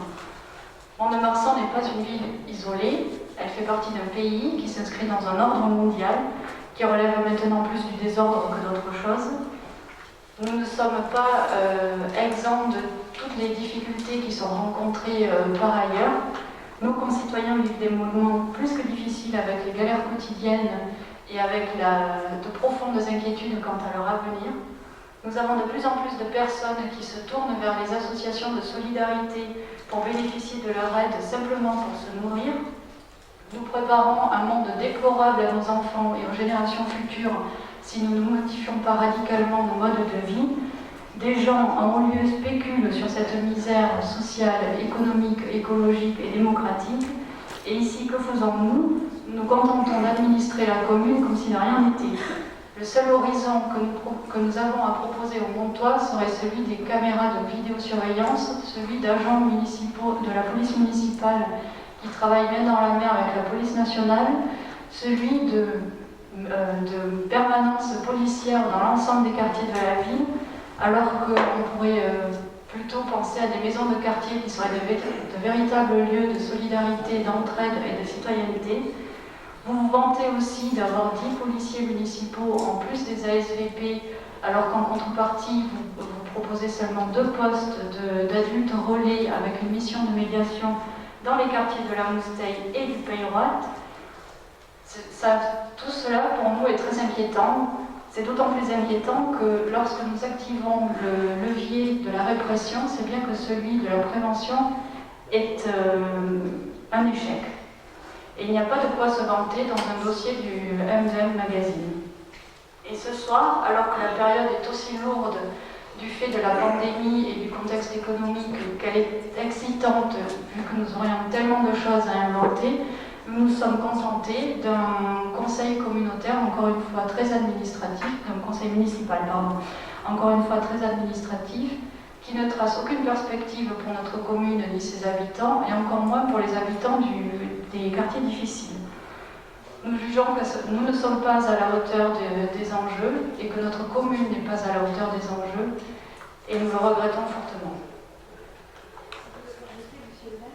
Allez-y, Je voudrais juste dire deux mots, rebondir par rapport aux caméras de vidéosurveillance. Vous vous rappelez qu'il y a 2 ans, ou je ne sais plus, à force, ça passe tellement vite, 2 ans et demi, Farid Eba m'avait promis un bilan sur l'importance de la surveillance et même de la protection grâce aux vidéos. Parce que moi j'étais donc opposée au fait que je considérais que ce n'était pas nécessairement ça qui allait permettre plus de sécurité. Vous m'aviez promis le bilan pour me dire que c'était quelque chose de très très utile. Donc je rebondis pour vous demander ce bilan. Voilà. Et il me semble aussi qu'on devait parler de la motion sur les transports. Alors, on va essayer de ne pas tout mélanger. Sur la partie, sur l'expression de Madame Lafitte, relayée par Madame Pio, c'est là où on est complètement différents, en effet. C'est là où nous sommes en différence. Alors, on ne va pas refaire la campagne électorale. Vous n'avez pas voté pour moi. Si vous aviez voté pour moi, dans notre programme, et pour nous, dans notre programme, nous avions un volet social, un volet environnemental et un volet pas ultra sécuritaire, un volet sur la tranquillité, sur la sérénité, sur la proximité. On ne parle pas de vidéo-surveillance, on ne surveille pas les gens, on parle de vidéo-protection, avec 2 ou 3 caméras par an pour protéger, parce que ça ne sert pas uniquement à surveiller, et d'ailleurs pas du tout, sauf peut-être pendant les fêtes de la Madeleine, etc. On n'a pas de... Ça sert aussi peut-être parfois en amont à aider le travail de la justice, à sécuriser des endroits, parce qu'il y a un côté un petit peu... qui permet un peu d'apaiser les choses. Donc on n'est pas dans cette ultra-climat sécuritaire. Donc oui, là, c'est fondamentalement, on voit bien qu'on a des visions opposées des choses, et on peut très bien avoir une vision préventive, une vision dans les quartiers. Je prends un témoin Yann Barthéron, on a embauché un médiateur, on travaille là-dessus, on met des moyens importants sur le CCS, sur le CIS, sur la politique de la ville. On peut faire les deux. Et on peut, l'idée c'est pas de stigmatiser ce territoire en disant qu'il y a un problème sécuritaire, etc. Là, vous agitez un peu les choses, donc je ne suis pas pour opposer les deux. On a des moyens qui sont ce qu'ils sont, on va les faire progresser ces moyens-là. C'est pas une surenchère sécuritaire, c'est simplement parce que les Montois souhaitent continuer à vivre dans un climat apaisé, avec de la proximité, avec des policiers municipaux dont je salue le travail, qui travaillent main dans la main avec la police nationale. Voilà, on n'est pas en train de stigmatiser ces personnes-là. Elles font aussi un travail de prévention, de protection. Voilà, c'est pas uniquement un travail. Alors après, on n'est pas dans le monde des bisounours non plus. Vous êtes un peu dans le monde des bisounours. Voilà. Je vous dis, j'apprécie vos prises de parole, mais là, sur ce coup-là, on est fondamentalement opposés. On peut très bien avoir une politique de prévention, une politique sociale sur le CCL, le CIAS, la politique de la ville, où on consacre des moyens importants, c'est jamais suffisant. Un personnel qui est là, et en même temps avoir des ambitions pour que cette ville elle continue d'être apaisée, oui, avec quelques caméras de vidéoprotection, pas surveillance, de vidéoprotection dans les quartiers. Ça nous est demandé par les habitants. Vous êtes une adepte de l'écoute des citoyens, c'est ce que l'on a fait. Et même chose, on se compare aussi avec d'autres villes, quel que soit d'ailleurs leur bord politique, je le rappelle, qui ont plus de moyens que nous. Je le dis parce que je salue le travail des policiers municipaux, qui ont plus de moyens que nous pour pouvoir aider dans les quartiers, à la sortie. Aujourd'hui, avec le Covid, on a eu besoin de déployer nos forces de police municipales pour des tâches qu'elles n'avaient pas à faire, en surcroît de travail. On a à sécuriser, il y a eu le plan Vigipia. Voilà, on demande beaucoup à ces collaborateurs qui font un travail remarquable. Donc je trouve que c'est pas très simple, je vous le dis, de comparer, d'opposer d'un côté des embauches de médiateurs et voilà, c'est pas des vases communicants. On doit pouvoir, dans l'intérêt général, travailler sur tout. Alors, vous faites allusion à cet article, eh bien, je pense qu'on a intégré de rédaction, on l'assume complètement, ces 2 ou 3 pages, 4 pages sur la tranquillité publique, vous parlez de sécurité, je l'assume complètement. Vous ne m'avez pas fait de remarques quand on a travaillé sur des articles sur Marsan solidaire, aux côtés de Marie-Pierre Gazot, Nathalie Gaz, quand il y a eu ces... Là, on parle de tout. Hein, demain, il y aura peut-être quelque chose sur la politique de la ville. Aujourd'hui, il me semble important. Alors, vous allez me dire, c'est par rapport à l'actualité. Écoutez, excusez-moi, permettez-moi d'être aussi sur le terrain vis-à-vis des Montois. Et il n'y a pas eu de calcul de pouvoir sortir cet article-là, prévu de l'honneur, par rapport à telle ou telle activité. On assume complètement de mettre en valeur les tâches de nos équipes de police municipale. Je le dis encore une fois, ils sont 10. Quand on défile de notre strate, ils sont peut-être 12, 13, 14 ou 15. Donc ces équipes-là progresseront. Non pas que Mont-de-Marsan soit Chicago, Mont-de-Marsan est une ville apaisée, sereine. Il y a des fois quelques débordements. Mais les Montois aspirent à ce qu'on continue à vivre dans la sérénité. Donc cet article-là, on l'assume complètement. Et je vous le dis, la remarque que vous faites là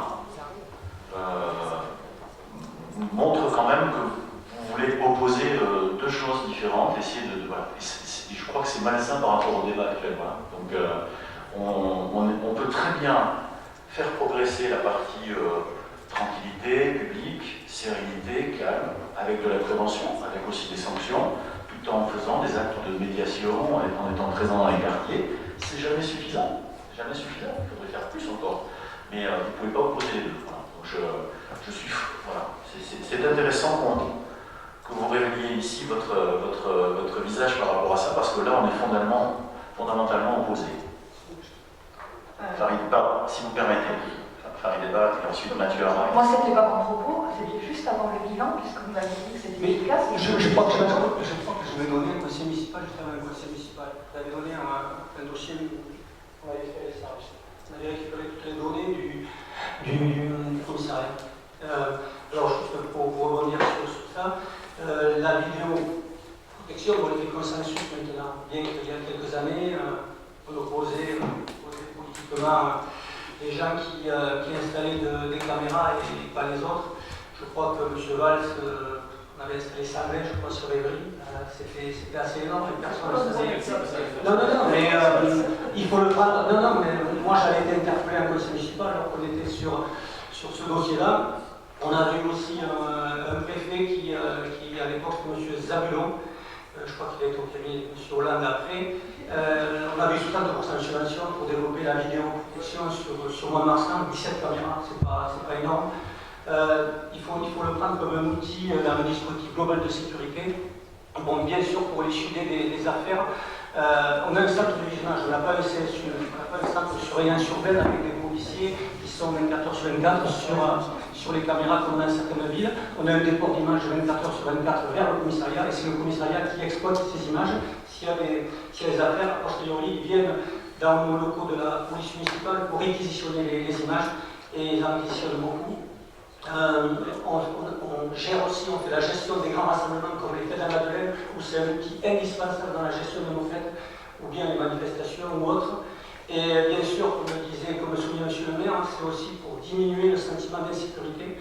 Moi, je sais que dans mon précédent mandat où je m'occupais de sécurité, j'allais voir les gens quand il y avait des plaintes, et la vidéo était on nous encourageait à mettre beaucoup plus de caméras sur Mont-de-Marsan.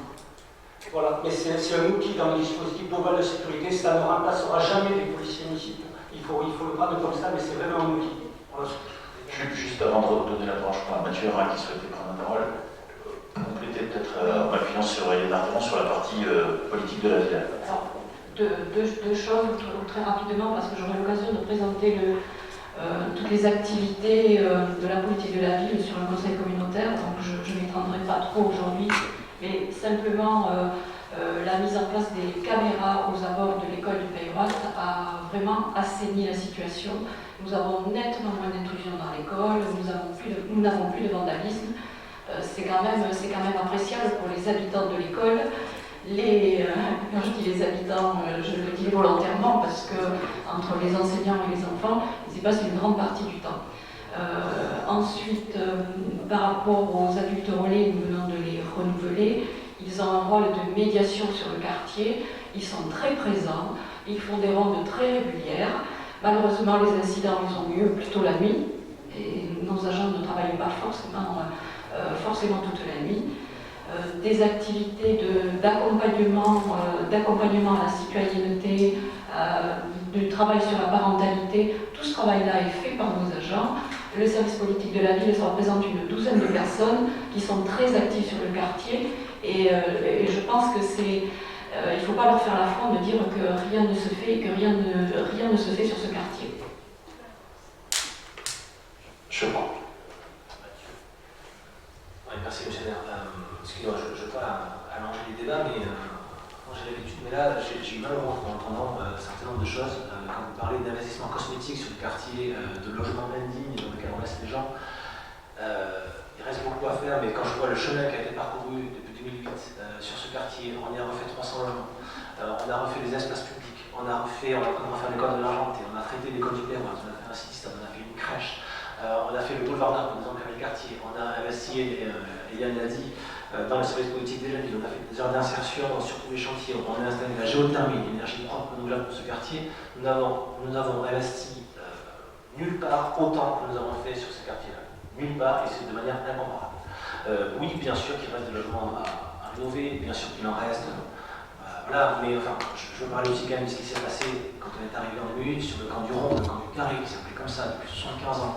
Des gens qui logeaient dans des conditions, là oui, pour le coup, totalement indignes, avec une eau et une électricité qui ne marchait pas. On a fait des lotissements pour ces gens-là. On leur a trouvé des solutions. Il y a 52 familles qui aujourd'hui vivent dans un lotissement en dur, en sécurité. Franchement, excusez-moi, ça me fait mal d'entendre qu'on fait des investissements cosmétiques. Nous n'avons nulle part investi autant que pour ces populations-là qui en avaient un grand besoin. Il en reste beaucoup à faire, parce qu'on parle de très loin. Mais vraiment, il y a eu un effort financier, humain et de qualité de vie dans ce quartier, même de transport, enfin, l'îlot commercial de Rosanov, où des investissements sont en cours aussi. Vraiment, des choses très importantes ont été faites, il en reste beaucoup. Ce quartier n'a jamais été stigmatisé par les équipes municipales de Mont-Marsan. Je souscris totalement à ce qu'a dit Charles sur effectivement la sécurité, l'un n'a pas sans l'autre, mais vraiment, Madame Lafitte, avec tout le respect que j'ai pour vous, vous ne pouvez pas dire qu'on a fait des investissements cosmétiques et qu'on laisse les gens dans des logements indignes. Il reste encore des logements sûrement en difficiles, mais on en a renouvelé beaucoup. Moi j'ai été les visiter un par un, je peux vous assurer que c'est le jour et la nuit par rapport à ce que c'était avant. Il en restera à faire si on avait pu faire le projet en rue totalement qui était prévu au départ, peut-être, mais vraiment, je ne peux pas vous laisser dire ça parce que ça me touche. Est-ce que quelqu'un veut s'exprimer? Madame Lafitte et Monsieur Bachy. Simplement pour dire que je ne répondrai pas à tout ça parce que je trouve que ça n'élève pas le débat. Je le plaçais vraiment sur un autre niveau que d'avoir une démonstration de ce qui a été fait ou pas. D'autant qu'en plus, nous ne disons jamais que rien n'a été fait, nous disons que ça n'est pas assez. Nous n'opposons pas la police et les mouvements de prévention. Au contraire, nous admettons que les deux sont nécessaires, mais au lieu d'investir dans des caméras, oui, là pour le coup, on va opposer à la limite, si vous voulez, mettre des éducateurs un peu plus nombreux. Fait les deux. Qui puissent, deux éducateurs pour deux quartiers sur l'agglomération, c'est un peu compliqué. Ce sont vos chiffres, hein. Les deux éducateurs, les deux adultes relais avec une mission de médiation.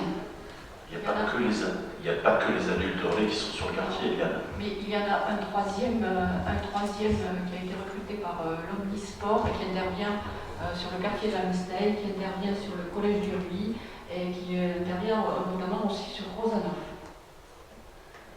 Et il n'y a pas effectivement que des adultes relais, nous avons des animateurs qui sont présents sur place également.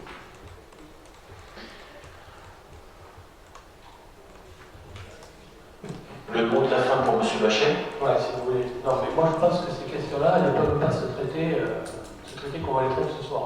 Personne ne peut jouer au satisfait. Quand on regarde l'évolution de la société aujourd'hui, nous devons nous préoccuper de ce que deviennent les gens à l'intérieur de cette société. Bien sûr qu'il y a des choses qui sont faites, et heureusement, parce que ce serait quand même malheureux que nous restions sur ce qui est pu se faire il y a 20 ans. Heureusement qu'il y a des évolutions, et heureusement que les gens demandent de la tranquillité. Mais je considère que cette question, l'aborder comme ça a été abordé, c'est un problème. Les réponses qui sont faites en termes de satisfecit le sont aussi, parce qu'il faut regarder qu'est-ce que deviennent les gens, y compris quand on retape, etc. La question de la pauvreté sociale, elle n'a pas diminué ces dernières années.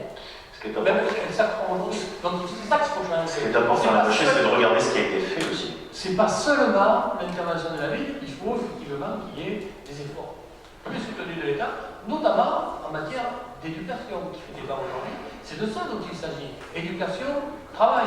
Si on ne trouve pas ces équilibres, on pourra faire tout ce qu'on veut. On pourra repeindre même avec des paillettes d'or un bâtiment, mais si à l'intérieur il y a des choses qui ne sont pas bonnes, les problèmes resteront. Et l'histoire des caméras, certes il n'y a plus de problème comme numéro 1, mais c'est dépassé, c'est ailleurs, c'est la société. Et c'est pas que le conseil municipal de Mont-de-Marsan qui peut le traiter. Si vous permettez, pour clore le débat, simplement vous dire, je le redis. Alors, juste sur la notion de transport, il ne vous a pas échappé, la fois qu'on en a parlé, que c'était quelque chose qui allait s'examiner en commission de mobilité. Donc, comme le règlement.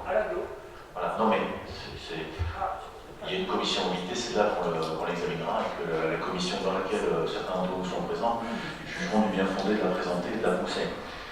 Bon, je vous propose de clore nos débats simplement. Je voudrais, sans opposer les uns les autres, vous répéter que nous assumons complètement d'avoir mis en valeur, pour une fois, le travail de nos équipes municipales et de police municipale, qui ont fait un travail remarquable, qu'ils faisaient avant, mais remarquable notamment pendant le confinement, qui ont fait preuve d'adaptabilité, de remise en question, qui travaillent main dans la main aussi avec nos ASVP, que je salue, avec la police nationale. Et encore une fois, ce n'est pas une surprise de voir que nous voulons faire développer les moyens que nous leur donnons. Les caméras de vidéoprotection, surveillance, sont un des moyens qui ne sont pas comme ça surprise qui tombe du ciel, parce que ça fait partie de notre programme. Donc nous assumons complètement cette partie-là, et elle ne va pas en opposition avec le travail important qui est fait à la fois du point de vue immobilier, restructuration des quartiers, mais aussi sur le CCAS, le CIS, la politique de la ville. J'aurais voulu, avant de vous libérer, et vous souhaiter à toutes et à tous un joyeux Noël pour vous et vos proches, tout en, bien évidemment, un Noël un peu particulier, parce qu'il faut qu'on puisse continuer à respecter les distances, les gestes barrières, notamment avec les plus anciens. J'aurais voulu simplement vous informer que des tests de dépistage et une campagne de promotion de communication autour de ça sera faite dès demain et sur 2 journées pendant les vacances pour justement sensibiliser avec l'État et l'ARS les citoyens à se protéger et à protéger les autres, notamment dans ces périodes de fin d'année où nous sommes légitimement attirés par des réunions de famille et autres. Je voudrais pour terminer avoir un merci tout particulier à Madame Aïcha Sarghini. Aïcha Sarghini, c'est la gardienne de l'auberge landaise. Donc elle est juste à côté. C'est quelqu'un qui s'active de partout par rapport à cette auberge. Et tout à l'heure, elle est venue me voir, elle m'a demandé la permission de pouvoir vous offrir individuellement des gâteaux qui ne sont pas forcément recommandés pour la ligne, mais ô combien délicieux. Et donc je vais la remercier. Je vais la remercier de votre part. Voilà.